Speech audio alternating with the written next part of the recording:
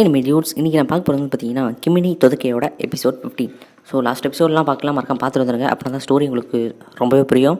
அது மட்டும் இல்லாமல் ஒரு பியூட்டிஃபுல்லான ஸ்டோரி. இப்போ நம்ம டேரெக்டாக எபிசோட் 15 போயிடலாம். அவள் வந்து அழுதுட்டு உட்காந்துருப்பாங்கல்ல, ஸோ 2 பேர் பேசிகிட்டு இருப்பாங்களே.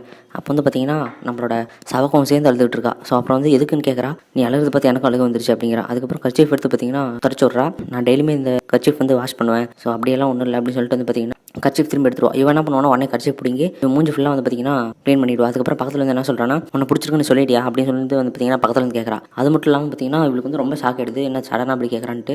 ஸோ ஏன் இப்படி கேட்குறான்னு கேட்கும்போது, இல்லை நீங்கள் 2 பேர் பழகிறத பார்த்தா அப்படி தான் இருக்குது, ஒருவேளை உனக்கு கசையை வந்து உன்னை பிடிச்சிருக்கு அப்படின்னு சொல்லிட்டானா அப்படி சொல்லி வந்து பார்த்தீங்கன்னா கேட்குறா. அதுக்கப்புறம் என்கிட்ட அந்த மாதிரி இதுக்கு முன்னாடி யாருமே கேட்டதில்லை அப்படிங்கிறா. பண்ணுறக்கு அப்படின்னு சொல்லிட்டு வந்து பார்த்தீங்கன்னா நம்மளோட குருமையை சத்தமாக பேசிட்டு, ஓகே நீயும் சொல்லிப்பாரு, நீயும் கசையிட்ட வந்து என்ன பிடிச்சிருன்னு சொல்லிப்பாரு, அவன் அண்டர்ஸ்டாண்ட் பண்ணிக்குவான் அப்படிங்கிறா.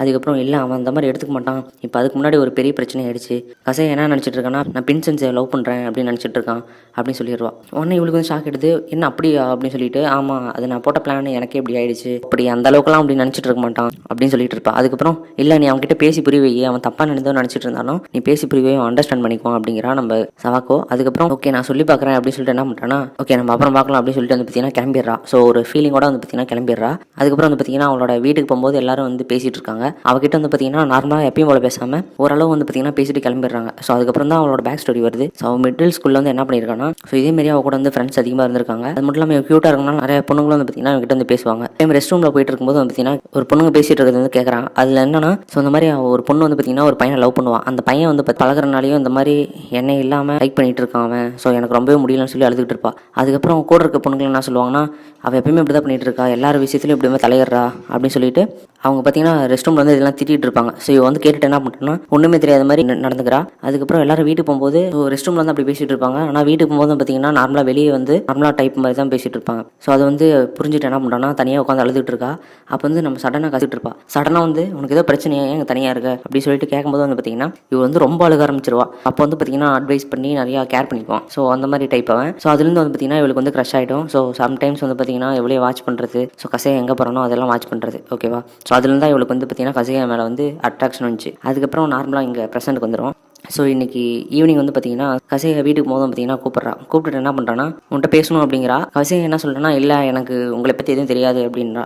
ஏன்னா பின்சென்ஸே இருக்கான்ல, ஸோ அவங்களோட மேட்ரு வந்து பார்த்தீங்கன்னா வந்து சொல்லிட்டு இருக்கான். அது ஒன்றும் இல்லை, அதை விட்டுரு அப்படின்னு சொல்லிட்டு என்ன பண்ணுறேன்னா, சவாக்கம் எந்த மாதிரி டைப் அப்படின்னு சொல்லிட்டு வந்து கேட்குறா. அதுக்கப்புறம் வந்து பார்த்தீங்கன்னா நம்ம கசையை வந்து ஓப்பனாக சொல்லிட்டு இருக்கான். ஸோ அவன் வந்து பார்த்தீங்கன்னா அவள் வந்து ரொம்ப இன்னோசென்ட்டு, ப்ராப்பராக எதுவுமே தெரியாது, அண்டர்ஸ்டாண்ட் பண்ணிக்க மாட்டா. ஸோ ரொம்ப அப்பாவி மாதிரி இருப்பா. அது மட்டும் இல்லாமல் அவள் வந்து அதிகமாக போய் சொல்ல மாட்டா, அவளோட வார்த்தைகள் வந்து பியூராகவே நம்பலாம். அதுக்கப்புறம் அவளோட லிமிட்டோட இருப்பா.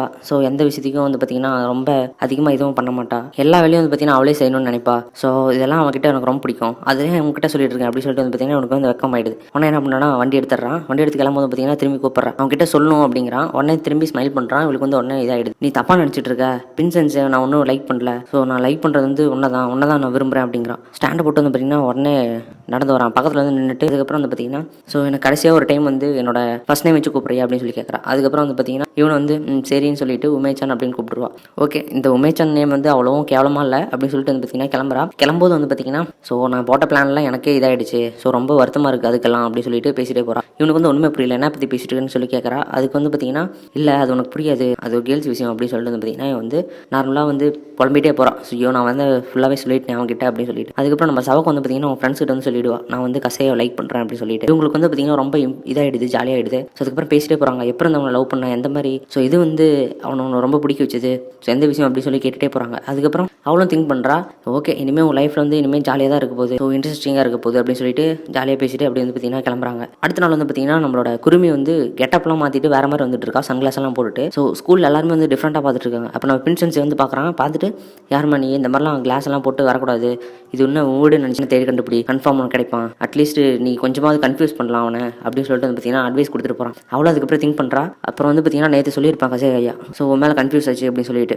ஸோ அதை வந்து திங்க் பண்ணிட்டு வந்து பார்த்தீங்கன்னா போயிட்டு இருக்கா. அப்புறம் வந்து பார்த்தீங்கன்னா இங்கே வந்து நெக்ஸ்ட் ஃபுட்பால் மேட்ச் அடுத்த ஸ்டேஜ் வந்து கடைசி ஃபைனல் இது. ஸோ அதுக்கு வந்து பார்த்தீங்கன்னா ரெடி ஆகிட்டு இருக்கா நம்மளோட. அப்போ வந்து பார்த்தீங்கன்னா அந்த டைமில் வந்து இவ வந்துட்டு இருக்கா குருமி. வந்தோடனே பார்த்தீங்கன்னா இவங்களும் வந்து பார்த்துட்டு ஓ செம்மையாக இருக்காளே அப்படின்னு சொல்லிட்டு வந்து பார்த்தீங்கன்னா சவக்கெல்லாம் இம்ப்ரெஷனாக பார்த்துட்டு இருக்கா. டேரெக்டாக பக்கத்தில் வந்துட்டு நான் அவனை லைக் பண்ண எப்போ தெரிஞ்சனும் அப்புறம் வந்து பார்த்தீங்கன்னா அதுக்கப்புறம் நானும் இந்த மாதிரி விஷயத்தெல்லாம் பண்ணுறதில்ல, ஸோ இந்த மாதிரி பிளான் போட்டு ஸோ எது இருந்தாலும் நான் செல்ஃபாக என்னன்னு எனக்கு நானே பண்ணிக்கிறேன், ஒருவேளை நம்ம இப்போ 2 பேரும் ஒரு இதில் இருக்கோம். ஸோ அதில் ஒருவேளை உங்க கூட கசைகை ஒர்க் அவுட் ஆயிடுச்சுன்னா நான் அதுக்குன்னு தேங்க்ஸ்னு சொல்ல மாட்டேன், எதுவும் சொல்ல மாட்டேன். ஏன்னா கசையை லைக் பண்ணுற எந்த பொண்ணுங்களுமே எனக்கு பிடிக்காது அப்படின்னு சொல்லிட்டு வந்து பார்த்தீங்கன்னா பேசிட்டு போகிறா. அதுக்கப்புறம் நம்ம சாவுக்கு வந்து கூப்பிட்டு கேட்குறா, ஃப்ரெண்ட்ஸா இல்லையான்னு சொல்லி கேட்குறா. அதுக்கு வந்து என்ன பண்ணுறான்னா திரும்பி பார்த்துட்டு ரைவல் அப்படின்னு சொல்லிட்டு போகிறா. ஸோ ரைவல்னா பின்னாடி என்னன்னு சொல்கிறேன்.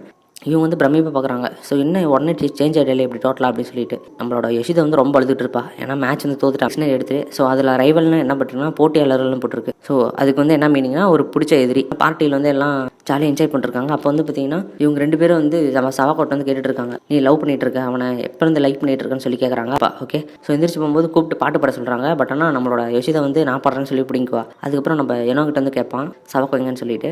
அப்போ வந்து தெரியல, அவன் வந்து வெளியே போயிருக்கா, அவளுக்கு வந்து ஹாட்டாக இருக்குன்னு வெளியே போயிருக்கா காற்று வாங்குறதுக்கு அப்படின்னு சொல்லிடுவா. உடனே வந்து பார்த்தீங்கன்னா பிளான் என்னன்னா, ஸோ இவ வந்து லைட்டாக லிக்கர் குடிச்சிருப்பாள். ஸோ அதில் வந்து லைட்டாக மயங்கிருப்பா. அந்த இடத்துல வந்து பார்த்தீங்கன்னா ஸ்டெப்ஸில் உட்காந்துருப்பா. அவங்க வந்து வழி சொல்லிடுவாங்க. கசை வந்து பார்த்தீங்கன்னா அந்த இடத்துக்கு வருவான். வந்தோடனே ஸ்டெப்ஸில் உட்காந்துருப்பா. போனோடனே பார்த்தீங்கன்னா கூப்பிடுவான். பட் ஆனால் தூங்கிட்டு நினச்சிக்குவான் நம்ம கசைகாயா. பக்கத்தில் வந்து என்ன பண்ணுவான்னா லைட்டாக ஃபர்ஸ்ட் நேம் வச்சு சவாக்கோ அப்படின்னு சொல்லிட்டு வந்து பார்த்தீங்கன்னா கூப்பிடுவான். சவாக்கோ இருந்துட்டு என்ன பண்ணுன்னா சொல்லு அப்படின்றோம். ஸோ உடனே ஒரு வேளை முழிச்சிட்டு இருக்காளா அப்படின்னு சொல்லி அப்போ வந்து பார்த்தீங்கன்னா திங்க் பண்ணிட்டே இருக்கா, எப்போ இருந்து நான் அவனை லவ் பண்ணேன், எப்போ இருந்து அவனை எனக்கு பிடிக்க ஆரம்பிச்சது அப்படின்னு சொல்லிட்டு. அப்போ வந்து பார்த்தீங்கன்னா ஃபஸ்ட் டைம் வந்து குரோனமோ சவாக்கோ அப்படின்னு சொல்லி பார்த்தீங்கன்னா ஃபஸ்ட் டைம் வந்து வச்சு சொல்லி கூப்பிட்டுருப்பான். அப்போ இருந்து அவன் மேலே நான் விழுந்துட்டேன் அப்படின்னு சொல்லிட்டு வந்து பார்த்தீங்கன்னா அவளோட மயக்கத்தில் வந்து பார்த்தீங்கன்னா அவன் வந்து நினச்சிட்டு இருக்கா. ஸோ அப்போ வந்து அந்த இதுலேயே வந்து பார்த்தீங்கன்னா லைட்டாக அவன் மேலே வந்து பார்த்தீங்கன்னா சாஞ்சிடுவா. இவனுக்கு வந்து ரொம்ப எம்பரேசிங் ஆகிடும். ஸோ இதுல தான் பார்த்தீங்கன்னா ரொம்ப கிளியராக புரிஞ்சுது. ஸோ குருமியோட பிரச்சனை இதோட க்ளோஸ். பட் அதுக்கப்புறம் இவங்க 2 பேருக்குள்ளே எப்படி போயிட்டு இருக்கும். ஸோ இவங்க 2 பேரும் ஆல்ரெடி வந்து பார்த்தீங்கன்னா நோவஸாக ஒரு விஷயத்தை பேசிகிட்டு இருப்பாங்க. ஸோ அதெல்லாம் எப்படி வர எபிசோட்ஸில் வந்து பார்க்கலாம். ஸோ இந்த எபிசோட் பிடிச்சிருந்தா மறக்காம லைக் பண்ணிட்டு உங்கள் அனிமே ஃப்ரெண்ட்ஸ்க்கு மறக்காம ஷேர் பண்ணுங்கள். ஓகே கைஸ், பாய்.